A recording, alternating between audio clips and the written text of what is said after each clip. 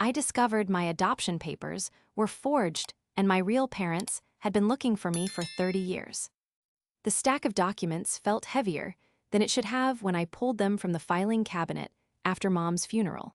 I'd been putting off going through her paperwork for weeks, but the lawyer kept calling about the estate. Most of it was boring stuff: insurance policies, bank statements, her will that left everything to me since I was her only child. But then I found the manila envelope tucked behind everything else, yellowed with age and sealed with tape that had started to curl at the edges. Inside were my adoption papers, which wasn't surprising since I'd known I was adopted since I was 7. What made my hands shake was the notary stamp that looked wrong somehow. The seal was crooked, and the signature didn't match the name printed below it. I'd worked at a law office for 3 years after college, and something about these documents screamed fake to me. The paper quality was different from other legal documents from that time period, and there were spelling mistakes that no legitimate agency would have made. I spent the next 2 days obsessing over every detail, comparing the paperwork to samples I found online. The more I looked, the more convinced I became that someone had forged these documents. But why would Mom lie about something like this? She'd always been so open about the adoption, telling me stories about how much she wanted a child and how grateful she was to have found me. The woman who raised me had been nothing but loving and supportive my entire life. My first instinct was to call the adoption agency listed on the papers, but when I looked it up, there was no record of it ever existing. The address led to a vacant lot in downtown Phoenix, and the phone number had been disconnected for decades. That's when the panic really set in. If these papers were fake, then who was I really? Where did I come from? The questions kept me awake for 3 straight nights. I decided to hire a private investigator, using some of the money Mom had left me. The woman I found specialized in adoption cases and missing persons. She was expensive, but she promised to be discreet and thorough. I gave her copies of everything I'd found, along with the few baby photos Mom had kept and the hospital bracelet from when I was supposedly born in Phoenix. 3 weeks later, she called me with news that turned my world upside down. The hospital bracelet was real, but it was from a hospital in Denver, not Phoenix. She tracked down the original birth records, and they showed a completely different story. I hadn't been given up for adoption willingly. I'd been taken from the hospital when I was 3 days old by a woman who worked there as a nurse. The investigator explained that my biological parents had been frantically searching for me for 30 years. They'd hired multiple private investigators, worked with law enforcement, and even appeared on television shows about missing children. They'd never stopped believing they would find me someday. They lived in Colorado now, but they'd started their search in Denver, where I was born. Learning that I'd essentially been kidnapped as a baby was devastating, but it also explained so much. Mom had always been paranoid about strangers, never let me walk to school alone even when I was old enough, and moved us around a lot when I was little. She'd claimed it was for work, but now I wondered if she'd been running from something. She'd also been strangely reluctant to let me get my driver's license, always making excuses about why we needed to wait. The investigator gave me my biological parents' contact information, but I stared at the piece of paper for hours without doing anything. How do you call people and tell them you're their daughter who was stolen from them 3 decades ago? How do you explain that the woman who raised you, who you loved deeply, was actually a criminal who destroyed their lives? I felt like I was betraying Mom's memory, but I also felt like I owed these people the truth. I finally worked up the courage to call them on a Thursday evening. The woman who answered started crying the moment I said my name and explained who I was. She kept saying my birth name over and over, a name I'd never heard before, but that somehow felt familiar. She told me they'd kept my nursery exactly the way it was for 5 years, hoping I'd come home. Even now, they had a photo of what I might look like at different ages displayed in their living room. The conversation lasted 4 hours. They told me about the day I was born, how excited they'd been, how they'd spent months preparing for my arrival. They described the nurse who'd been so helpful and kind, who'd offered to watch me while they ran home to get something they'd forgotten. When they came back, both the nurse and I were gone. The hospital had no record of employing anyone by that name, and the identification she'd shown had been fake. They'd suspected from the beginning that she'd taken me to raise as her own, but they'd never been able to prove it. They'd followed leads across the country, spending their life savings and going into debt trying to find me. They'd divorced and remarried each other twice because the stress of losing me had destroyed their relationship. But they'd never been able to let go of each other or stop searching for me. What shocked me most was learning that I had two younger siblings, a brother and sister who'd grown up knowing they had an older sister out there somewhere. They'd been involved in the search efforts their entire lives, putting up flyers and sharing my photo on social media every year on my birthday. They'd never celebrated that day as a happy occasion because it was also the anniversary of losing me. The investigator had already contacted law enforcement about the case, but since Mom had died and the statute of limitations had passed for most charges, there wasn't much they could do legally. The focus shifted to reunion and healing instead of punishment. My biological parents wanted to meet me, but they were also terrified that I'd blame them for not finding me sooner or that I'd reject them in favor of the woman who'd raised me. I agreed to meet them at a neutral location, a restaurant halfway between where I lived and where they lived. The drive there was the longest 3 hours of my life. I kept changing my mind about whether I was doing the right thing. Part of me felt guilty for pursuing this at all, like I was dishonoring Mom's memory. She'd been a good mother to me, even if she'd obtained me through horrible means. When I walked into the restaurant, I recognized them immediately even though I'd never seen them before. I had my biological father's nose and my biological mother's eyes and smile. They both started crying the moment they saw me, and I found myself crying too. The resemblance was undeniable, and it answered questions I'd had my whole life about where certain traits had come from. The conversation was awkward at first because none of us knew how to navigate this situation. They were desperate to know everything about my life, but they were also afraid to ask too many questions. I told them about growing up, about school and friends, and the activities I'd been involved in. They listened to every word like it was the most important thing they'd ever heard. What surprised me was how much we had in common despite never meeting. We had similar mannerisms, laughed at the same things, and even ordered the same food without discussing it first. My biological mother had the same habit of organizing things by color that I'd always thought was weird. My biological father had the same way of drumming his fingers when he was thinking that had always annoyed my teachers. They showed me photo albums they'd brought, filled with pictures of my siblings and family gatherings I'd missed. They'd saved a piece of my birthday cake every year, taking a photo of it before throwing it away. They'd kept every newspaper clipping about missing children cases that had been solved, hoping for inspiration.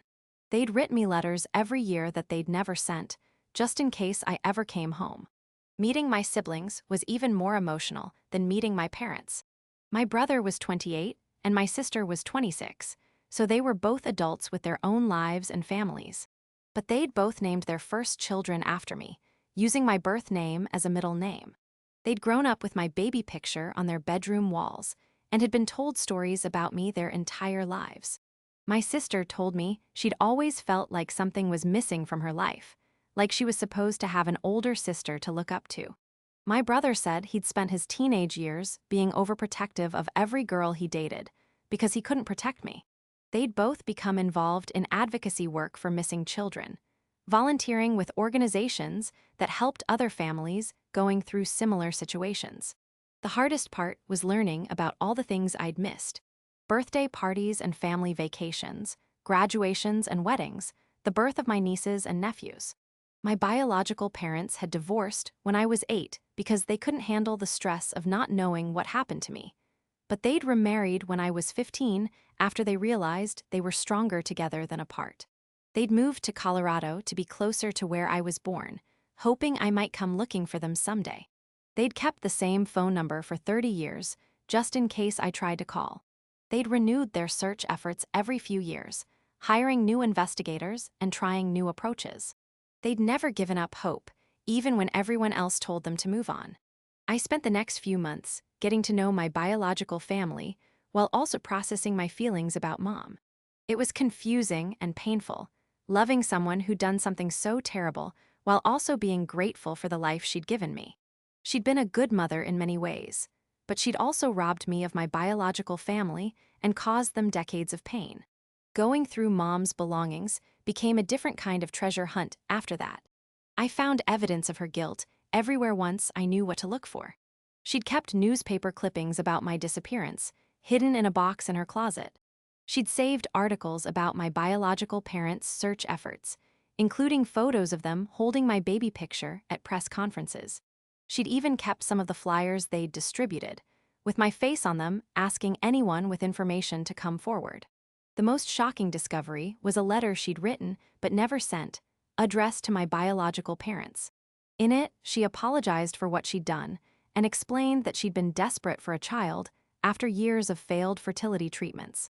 She'd convinced herself that she could provide a better life for me than they could, but she'd realized over the years how wrong she'd been. She'd wanted to return me to them, but she'd been too afraid of going to prison and losing me altogether. Reading that letter helped me understand Mom's motivations, but it also made me angry. She'd had opportunities to make things right, but she'd chosen to protect herself instead of doing what was best for me or my biological family. She'd let my biological parents suffer for 30 years because she was afraid of the consequences of her actions. My biological family was incredibly understanding about my conflicted feelings. They assured me that they didn't expect me to immediately start calling them Mom and Dad, and they didn't want me to feel guilty about loving the woman who'd raised me. They just wanted to be part of my life going forward, to make up for some of the lost time. I started spending weekends with them, getting to know my siblings and their families. My nieces and nephews were fascinated by the story of their aunt, who'd been missing for so long. They treated me like a celebrity, asking endless questions about my life and wanting to hear stories about growing up. It was overwhelming, but also wonderful to suddenly have this huge extended family that I'd never known existed. The adjustment wasn't easy, though. I'd spent my whole life as an only child, and suddenly I had siblings who had inside jokes and shared memories that I wasn't part of. Sometimes I felt like an outsider, looking in on their family dynamics. They'd try to include me, but there were 30 years of history that I couldn't just catch up on overnight. My biological parents struggled with their own emotions too. They were thrilled to have me back, but they were also mourning the daughter they'd lost. They'd missed my first steps, my first words, my first day of school, my graduation, everything. They wanted to hear about all of it, but hearing about my life with Mom was also painful for them because it reminded them of what they'd missed. We decided to start some new traditions together, while also acknowledging the past. We began celebrating my birthday as a family, something none of us had been able to do properly for 30 years. We took a trip together to the hospital where I was born, which was emotional but also healing. We visited the places where they'd searched for me, and they told me stories about the hope and desperation they'd felt in those early years. The DNA test we took confirmed what we already knew, but seeing the scientific proof somehow made it more real. I was definitely their daughter, and I had genetic markers that explained health issues I'd had throughout my life that Mom had never been able to provide information about. Learning my family medical history was actually a relief, because I'd always worried about not knowing what diseases I might be predisposed to. My biological parents wanted to help me change my name back to my birth name, but I decided to keep the name Mom had given me. It was the name I'd lived with for 30 years, and changing it felt like erasing part of my identity. Instead, I decided to use my birth name as a middle name, creating a bridge between my two identities. The legal aspects of the situation were complicated. Even though Mom had died, there were still questions about my citizenship status and whether my social security number was legitimate. I had to work with lawyers to sort through the mess she'd left behind. Fortunately, since I'd been born in the United States, my citizenship wasn't in question, but other documents had to be reissued with correct information. One of the most difficult parts was dealing with people's reactions when I told them the story. Some people were fascinated and wanted to hear every detail. Others were uncomfortable and didn't know how to respond. A few people suggested that I should be grateful to Mom for giving me a good life, and that I should leave the past alone. Those comments hurt because they seemed to dismiss the pain my biological family had endured. I started seeing a counselor to help process everything. Not traditional therapy, but more like life coaching to help me navigate the complex emotions and relationships involved. She helped me understand that it was okay to feel conflicted about Mom, to love her while also being angry about what she'd done. She also helped me figure out how to build relationships with my biological family without feeling like I was betraying Mom's memory. The media attention was unexpected and overwhelming. Someone had leaked the story to a local news station, and it snowballed from there. Reporters called constantly, wanting interviews and photos.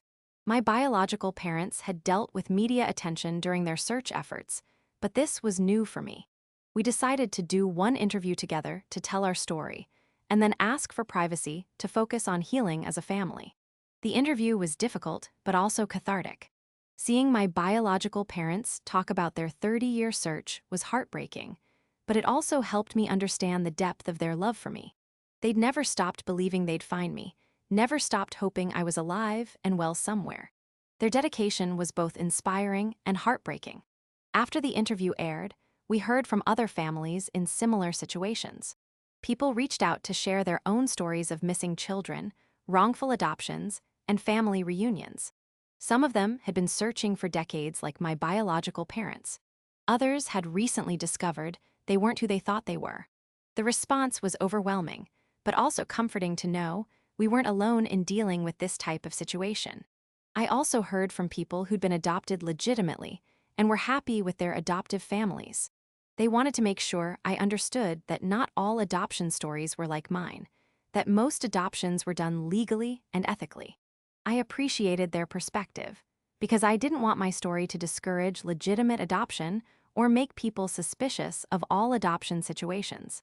My biological parents and I decided to get involved in advocacy work for missing children and adoption reform. We wanted to use our story to help other families and to push for better safeguards in the adoption system. We started speaking at conferences and working with organizations that helped families navigate these complex situations. The experience taught me that family is more complicated than I'd ever imagined. I learned that love doesn't always follow legal or biological lines, and that it's possible to feel connected to people you've never met while also feeling loyalty to someone who wronged you. I came to understand that Mom's actions were driven by desperation and mental illness, not malice, but that understanding her motivations didn't excuse the harm she'd caused. Today, almost a year after discovering the truth, I'm still figuring out how to balance my relationships with both families. I visit my biological parents regularly, and my siblings and I text almost daily. We're slowly building the relationships we should have had all along. I also continue to honor Mom's memory while acknowledging the complexity of our relationship. I kept Mom's house, but turned one of the bedrooms into a space for my biological family to stay when they visit. I display photos of both families, creating a visual representation of my complicated history. I've learned to talk about Mom honestly, sharing both the good memories and the difficult truth about how she came to be my mother. The biggest lesson I've learned is that healing doesn't follow a timeline, and there's no right way to process this kind of discovery. Some days I feel angry about the 30 years that were stolen from us. Other days I feel grateful for the life Mom gave me, even if she obtained it through terrible means. Most days I feel both emotions simultaneously, and I've learned that's okay. My biological family and I are planning our first real family vacation together this summer. We're going to rent a house at the beach and spend a week just being together, creating new memories to add to the ones we missed. My siblings are bringing their families, and I'm looking forward to being an aunt in person instead of just in theory. I still have Mom's ashes in an urn on my mantle, and I talk to her sometimes about everything that's happened. I tell her about my biological family and how much I wish she'd found the courage to tell me the truth while she was alive. I think she would have liked them, and I think they would have found a way to forgive her if she'd been brave enough to face what she'd done. The story isn't over, and maybe it never will be. We're still discovering things about each other, still navigating the complex emotions involved in this situation. But for the first time in my life, I feel like I know who I am and where I come from. I have a complete medical history, genetic relatives who share my quirks and mannerisms, and a family that never stopped looking for me. Sometimes, I wonder what my life would have been like if I'd grown up with my biological family, but I try not to dwell on those thoughts. The life I had with Mom was real and meaningful, even if it was built on a lie. The relationships I'm building with my biological family are also real and meaningful, even if they started 30 years late. What matters now is moving forward together, creating new traditions and memories while honoring the past. We're proof that love can survive decades of separation, that hope can sustain people through the darkest times, and that it's never too late to come home.